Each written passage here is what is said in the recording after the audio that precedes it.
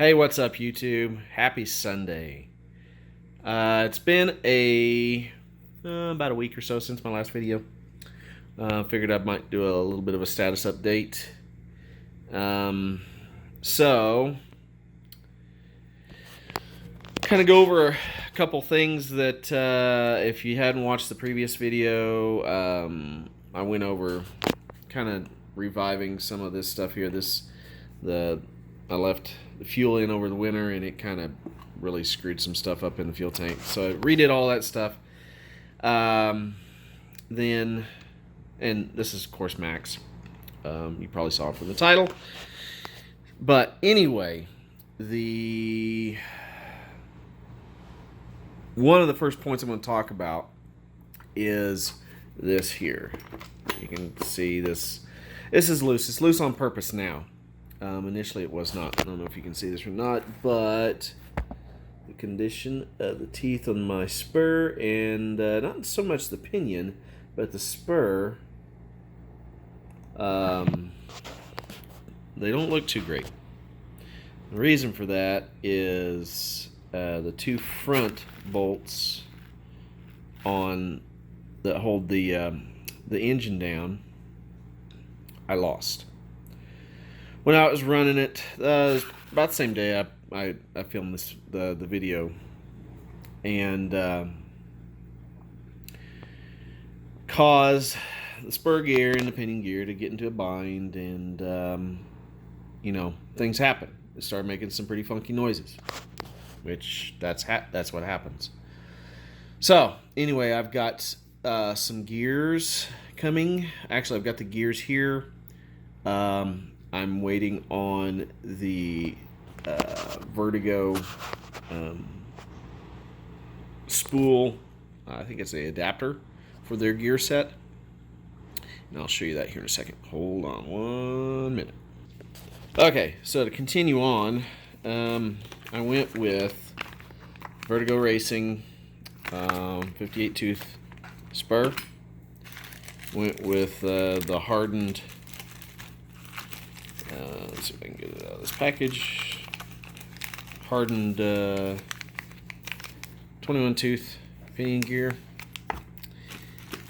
Got me some Vertigo Racing spacers, 21 tooth spacers, and in hopes of getting this all fixed and whatnot. But the only thing I'm really waiting on is the center locker adapter. So that should be here this week, and then I'm going to start tearing this thing apart. So that kind of ended my day of fun in the sun, if you will. I don't necessarily have this on there or anything, just because everything's kind of screwed up through there. And Max needs a good thorough cleaning, regardless of doing any major drivetrain, maintenance. So next thing, over the past weekend, the wife and I took the trip, which there's another video coming, which kind of explains a few things of the reason why we went. It was supposed to be a great weekend. It turned out to be complete shit. Excuse the language, but it did. In one regard, and that's all. But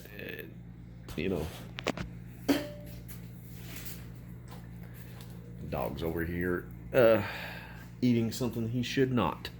So you have to excuse the mutts. But anyway, that's coming here pretty soon. That particular video. But while we were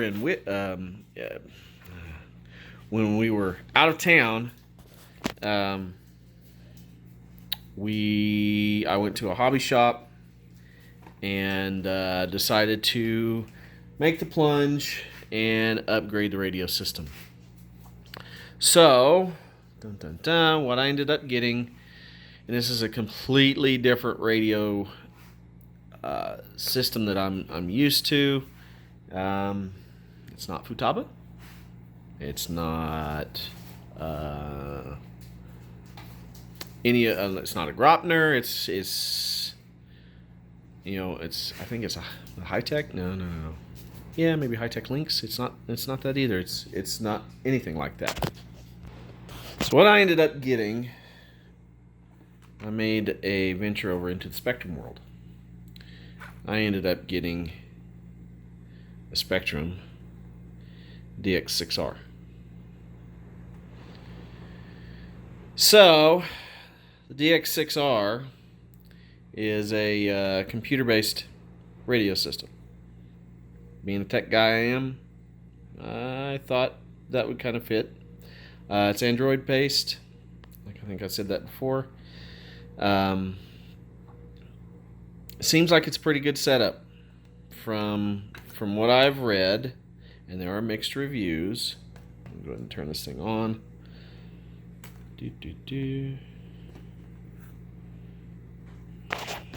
So, the DX6R Spectrum, it's got full telemetry.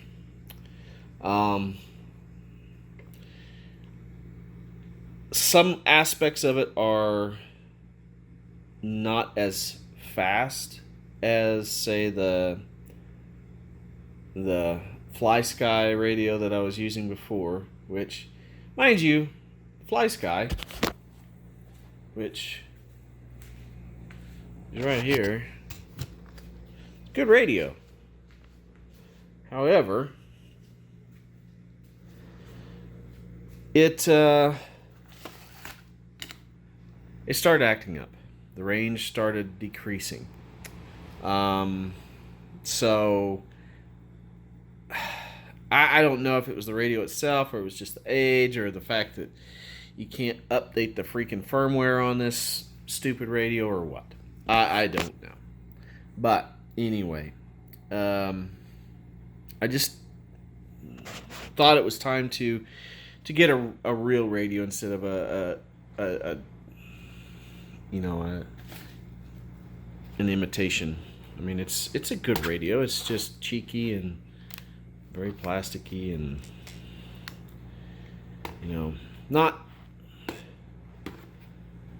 it's not built the greatest. Let me tell you that. It's pretty cheap. I mean, it was I think it was $130. But the thing I do like about the FlySky is the telemetry works right out of the box. And I will say that I am finding that the Spectrum is not quite that way. And I'll hit a couple points to where I think it's going to prove to be a little bit difficult to get some of the features that I'm used to on the FlySky over on the Spectrum. But, time will tell. We'll see how it goes. But anyway, the Spectrum comes with raceware.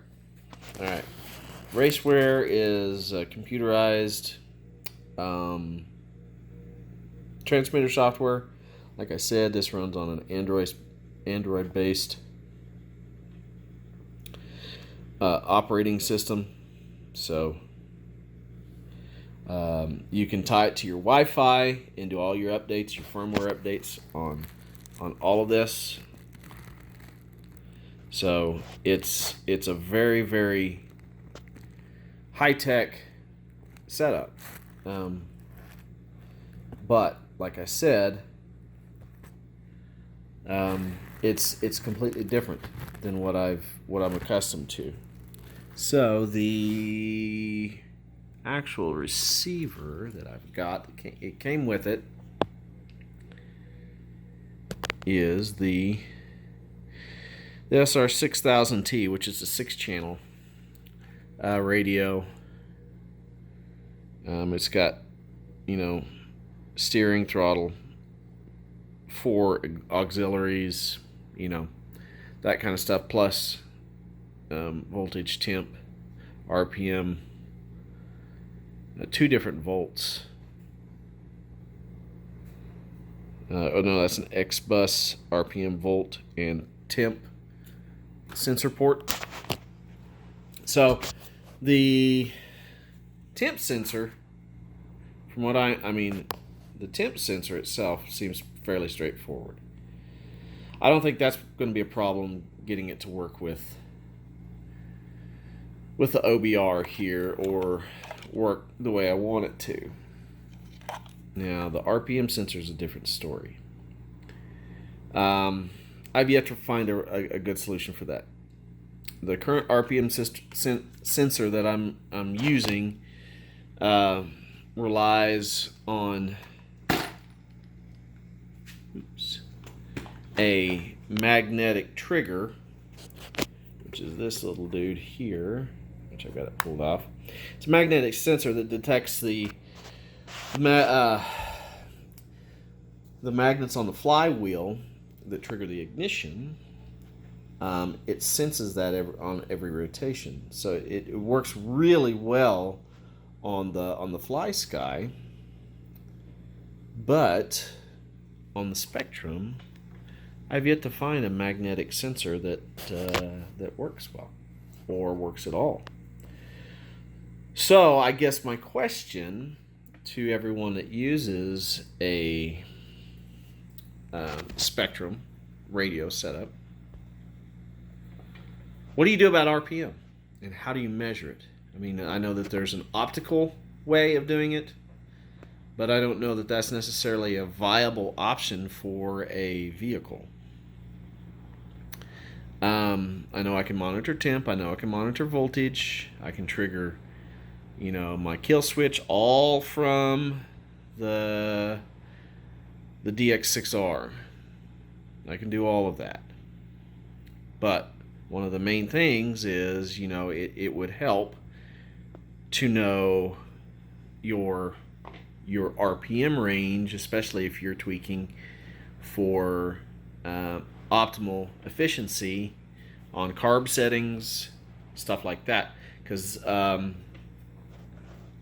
DX6R will also data log. So that's another benefit. It has an SD card slot, a micro SD card slot built in, that you can use that micro SD card for a whole host of different functions. So, that's one of the things I would like to get to work. I don't know if you can utilize different magnetic sensors, different types, styles. I just don't know. So that is something that I'm still researching. Sporting the rocket stand here. This is a badass stand. I don't know if this Axis RC. If you don't have one, buy it. It's well worth the money that you spend on it. It's made my life a whole lot easier. Anyway, that's completely off topic. And this is a crap servo. I'll replace that. Anyway, so another thing with Spectrum, they don't use the Futaba. They don't use the Futaba ends. So I'm going to have to rewire all my servos, my power, all of that junk. So that's one thing that it's it's a complete changeover to a different style of radio system, and it's gonna be a learning curve for me. But now that I'm out of school's done, I'm done with school, no more school. I am finito with that. So that means the battery outputs for this are all going to have to be changed over. I'm probably going to switch over to a LiPo for this. There's a slew of things that I'm going to change on it electronically that I think will hopefully help the way that this thing performs.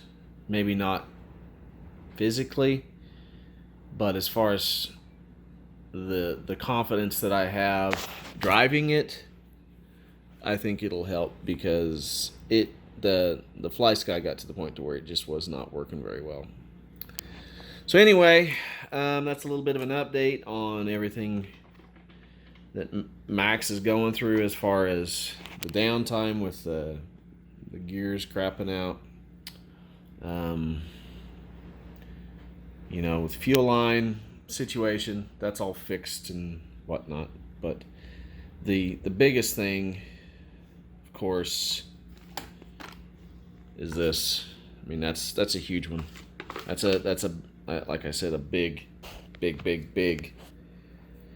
thing for me.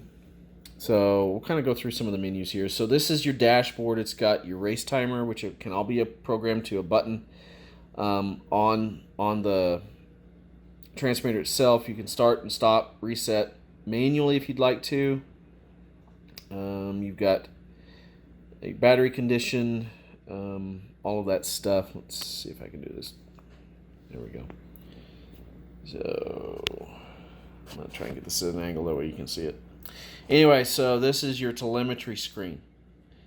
And if you see this, you can have minimum and maximum values or readings for all three telemetry items. Fuel, your mile per hour if you have that, your battery level of your vehicle, and temperature. All of that stuff. So those are all things that you know, I want to keep track of. Now the mile per hour I don't really care about, just because I don't care about it. So that's going to be probably RPM through there. Steering monitor, you can do all of that stuff. You can see I've already got aux1 programmed to the kill switch. I don't have no way of setting that up because I don't have my connectors in for it. But there are other things you can do through here, like your steering rates, throttle and brake, you know, aux assignments, stuff like that. You can get alerts. This is this, you know, of course, the Spectrum. I'll try and go through some of the menus here. So this will just rotate it. Main screen, you got lap timer, which you can program to a button. Start and reset the timer manually. You get all your trim levels, battery and stuff. This is your telemetry section. I've got it set for throttle and brake with the RPM. Let's see if I can get that a little closer. With the RPM, temperature, and receiver voltage, min and max for all of that stuff, which is kind of cool, right? Now here you can monitor your steering rates, all of your percentages of, you know, making sure that your endpoints are set correctly. Here is the last menu. You can go through and set your alert system up to where it'll actually say something to you if you're reaching a defined threshold in there. This is where you'll find your binding, different driver modes, your switch mappings, different mixes, the telemetry section, which you can go through and then assign different things like speed. You can want speed or RPM. I have mine set to RPM. And you can go through and set up your timer specifications there as well. You can also go through and do your model setup. That's where you'll set up your model, your receiver type, etc., etc. And then you've got some app settings there as well. So I mean, it's not that complicated. It's just got a little bit different terminology for some of the things. If you're not used to the Spectrum world, you know, you'll just have to get used to those things. So other than that, those are the major things that are going to be happening to Max in the next few weeks or so. The majority of it's going to be electronic. I'm trying to upgrade this. I think I had a leak on the gasket. I'm gonna have to let's see, lay that down. Pretty sure I had a leak on the rubber gasket. I'm gonna go ahead and change that out. And while I'm doing all of this, I'm gonna see if I can't find a solution for the magnetic sensor issue.